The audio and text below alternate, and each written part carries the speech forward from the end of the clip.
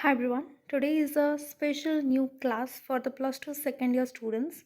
So today now I'm starting a chapter from economics from the plus 2 second year economics book Elementary of Micro and Macroeconomics. So the first chapter is Introduction to Microeconomics. We will have to understand the chapter. So before understanding the chapter, let's see the difference between microeconomics and macroeconomics. Generally micro का meaning होता है small.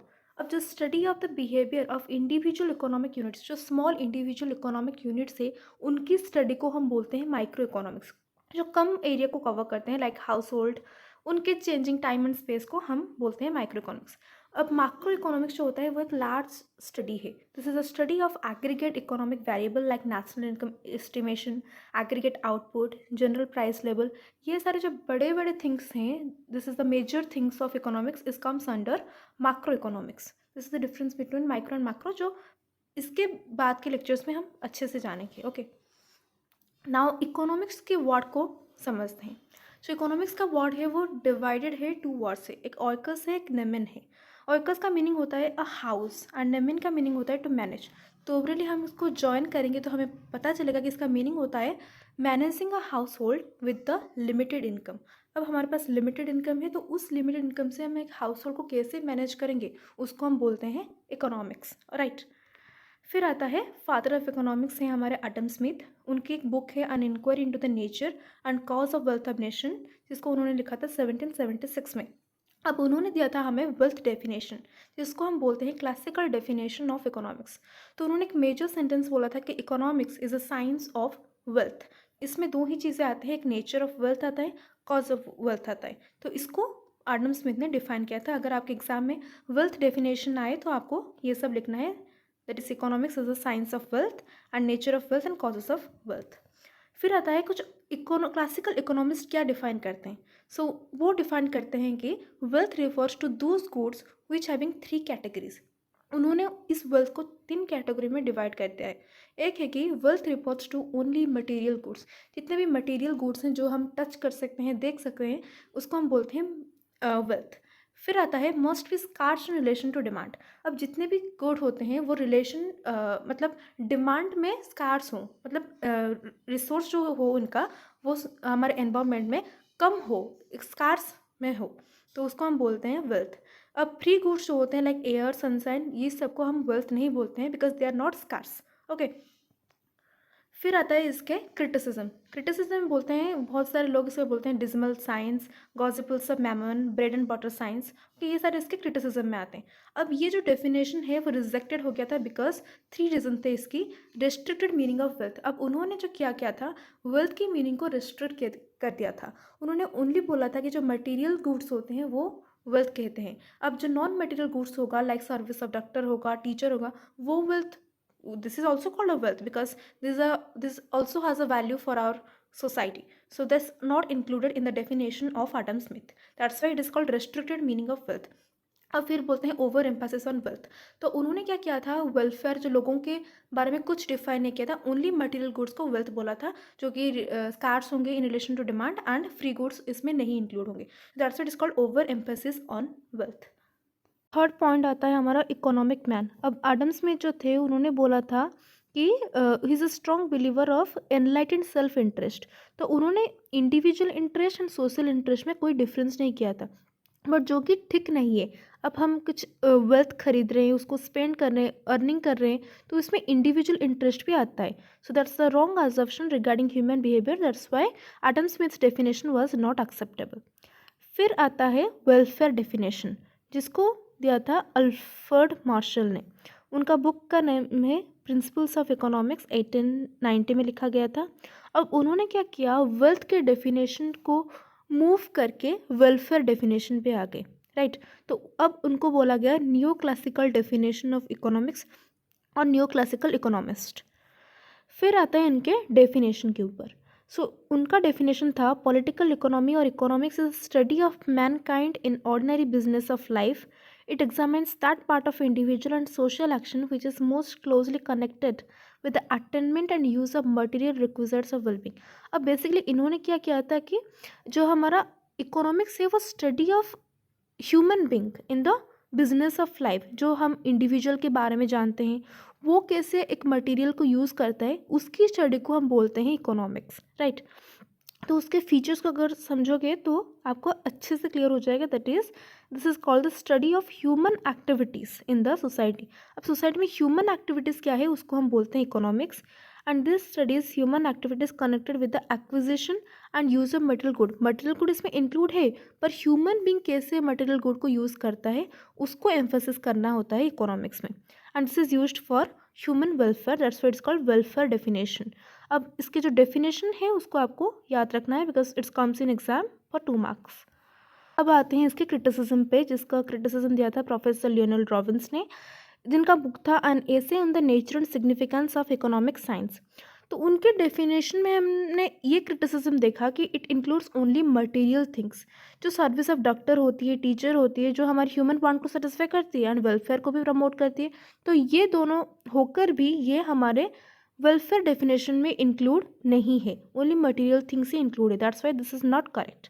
अब क्या हुआ कि concept is not clear. ऐसे बहुत सारे एक्टिविटीज़ होते हैं like consumption of wines and cigarette, हमारे वेलफेयर को प्रमोट नहीं करती बट ह्यूमन वांट को सेटिस्फाई करती है। तो ये सारे जो एक्टिविटीज़ होते हैं वो हमारे इकोनॉमिक्स में कैसे इंक्लूड होंगे, that's a question that, and this concept is not clear. अब नेक्स्ट पॉइंट इज कि wealth is a subjective concept which can't be measure objectively. Money is not a satisfactory measuring rod of welfare. तो उन्होंने क्या किया था कि wealth को एक मेज़र कर लिया था मनी के थ्रू में। सो मनी को थ्रू पे हम वेल्थ को मेज़र नहीं कर सकते, बिकॉज ये एक सब्जेक्टिव कॉन्सेप्ट है। अब एग्जाम्पल ले कि एक गुड है, तो इस गुड के लिए एक पुअर मैन है, एक रिच मैन है, तो दोनों ही इक्वल अमाउंट भर रहे हैं स्पेसिफिक गुड के लिए। So this they can't derive equal satisfaction. अब एक ही गुड के लिए अगर पुअर ए मैन अगर रिच मैन सेम अमाउंट भर रहे हैं तो दोनों मैक्सिमम सेटिस्फेक्शन नहीं पा सकते। Sure poor will get more utilities than rich, right. So this concept is not clear in the definition of Alfred Marshall, right। फिर आता है स्कर्सिटी डेफिनेशन, जिसको दिया था प्रोफेसर लियोनेल रॉबिन्स ने। उनका बुक तो पता है आपको, an essay on nature and significance on economic science. उनका डेफिनेशन है economics is the science which studies human behaviour as a relationship between ends and scarce means which have alternative uses. तो वो एक science है, economics एक science है जो study करता है हमारे ह्यूमन बिहेवियर को, जो जिसका मतलब there is a relationship between end and scarce. जितने भी हम रिसोर्सेज यूज़ करते हैं उसका वो स्कार्स इन डिमांड है एंड उसका एंड है, तो हम उसको ऐसे मेथड में यूज़ करेंगे जिसका ऑल्टरनेटिव मेथड आएगा एंड जो ह्यूमन वांट को भी सेटिस्फाई करेगा। That's the definition of Lionel Robins. तो इसमें इंक्लूड होता है अनलिमिटेड वांट्स, जिसका मीनिंग होता है कि ह्यूमन वांट जो होता है वो अनलिमिटेड होता है, उसका कोई एंड नहीं होता। एक वांट अगर फुलफिल हो जाएगा तो दूसरा अराइज होगा, that's why it's called unlimited wants. Scarce means मतलब हमारा वांट अनलिमिटेड है, ये कोई प्रॉब्लम नहीं है। प्रॉब्लम ये है कि हमारे पास रिसोर्सेज जो है वो scarce in relation to demand है। अब जितने सारे वांट इंक्रीज करेंगे तो उसको भरपाई करने के लिए इतना रिसोर्सेस हमारे पास नहीं है, that's why that's creates problem. फिर आता है हमारा अल्टरनेटिव यूजेस। अब हम क्या करते हैं, जितने भी अगर सपोज हमारा वांट फुलफिल नहीं होता, 2 वांट है हमारे पास, एक होता है हमें एक टीवी लेना है, एक है हमको मेडिसिन लेना है। अब हमें चूज़ करना होगा कि कौन सा वांट ज़्यादा इम्पोर्टेंट है, प्रायर वांट कौन सा है। तो अगर हमको पहले मेडिसिन में फोकस करना है because that's important for us rather than TV sets, so that's why this is called alternative uses. Gradation of wants में भी वही सेम चीज़ है कि हमारे पास जो वांट्स है वो अनलिमिटेड हैं, we can't satisfy all are wants with unlimited means, so we have to choose which is the most important want and which is the less important want, that's why we can fulfil our desires. That's why according to Robbins economics is the science of choice, okay. उसका भी criticism है, he has not taken the social aspect of economic activities, also does not describe policy measures to solve the problem। तो उन्होंने social aspect economic activities की नहीं ली और कोई भी मेजर्स नहीं दी solve the problem, to solve the problem, right. फिर आता है economic problem may arise due to abundance. Over production की वजह से भी बहुत सारी इकोनॉमिक प्रॉब्लम भी अराइज होती है। पर उन्होंने सिर्फ बोला है स्कार्सिटी, तो ओवर प्रोडक्शन को उन्होंने कोई मार्क नहीं किया। Does not cover important subjects like economic growth of country. Country का इकोनॉमिक ग्रोथ कैसे होगा उसके ऊपर में भी उन्होंने कोई क्वेश्चन अराइज नहीं किया था।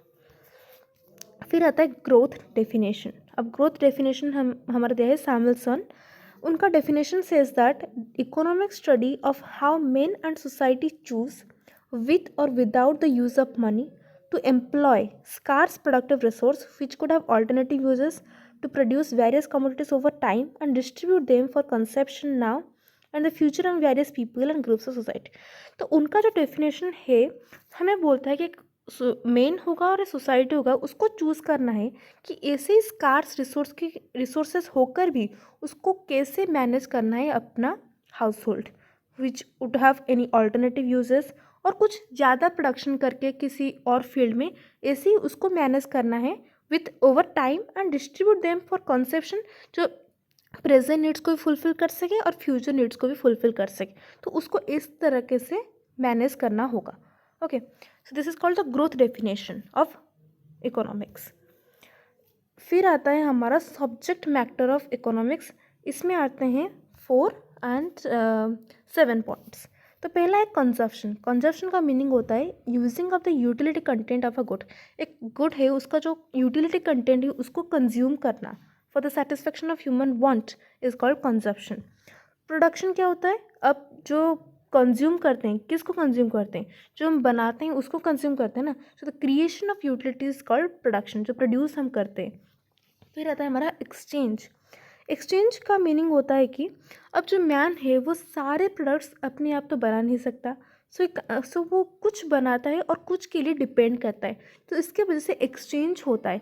अब हमारे पास सपोज़ मिल्क की फैक्ट्री है तो हम सिर्फ मिल्क बनाएंगे, बाकी जो ग्रोसरी आइटम्स है वो हम नहीं बना सकते, तो हम इसके लिए एक्सचेंज करेंगे, मिल्क से एक्सपोर्ट करेंगे एंड ज़्यादा जो ग्रोसरी आइटम्स है वो इम्पोर्ट करेंगे। That's why it's called exchange.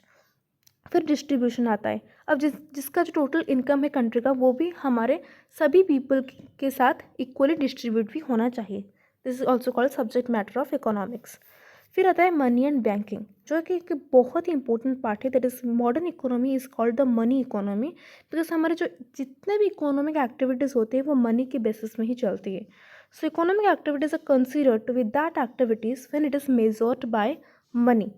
फिर आता है इंटरनेशनल ट्रेड। अब हम वैसे ही जैसे हम सारे प्रोडक्शन खुद नहीं कर सकते, we have to depend on other countries for certain goods.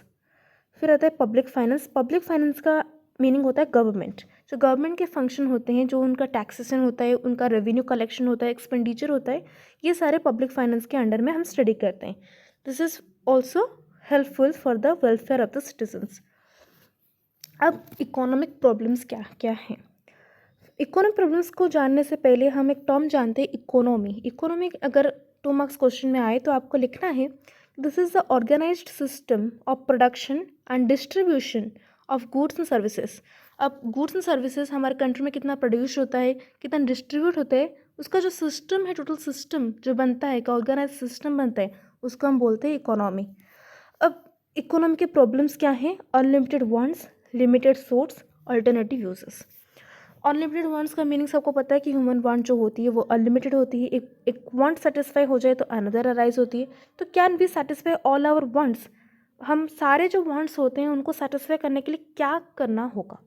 Limited resources जो होती है, अब scarcity of resources employs that their supply is very much limited in relation to demand. जितना डिमांड होता है उसके बेसिस में जो सप्लाई होता है वो बहुत ही ज़्यादा कम होता है, बिकॉज लिमिटेड रिसोर्सेज से। So can we satisfy unlimited wants with our limited means? This is the question arise. Can we produce all the goods and services that we need for the satisfaction of want? जितने भी हमारे satisfaction of want के लिए जितने भी goods and services चाहिए उतना हम produce कर पाएंगे? That's the question.